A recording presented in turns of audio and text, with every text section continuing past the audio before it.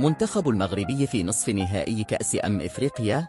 المغرب يواجه نيجيريا في نصف النهائي من البطولة التي تقام في المغرب مساء اليوم في الرباط وسط متابعة جماهيرية كبيرة. موعد المباراة الساعة 9 التوقيت المحلي، المغرب الساعة 9 مساء في ملعب الأمير مولاي عبد الله بالرباط. لماذا هذه المباراة مهمة؟ اللقاء هو نصف نهائي بطولة كأس إفريقيا 2025 المقامة في المغرب مغربي. المنتخبان يسعيان للفوز والتأهل إلى النهائي الكبير لتحقيق اللقب القاري.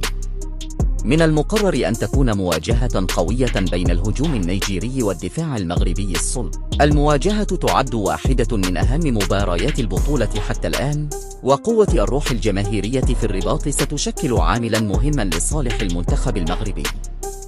نيجيريا بدورها منافس قوي جدا بهجوم فعال ومنظم، لذا المباراة قد تكون حاسمة في كل لحظة.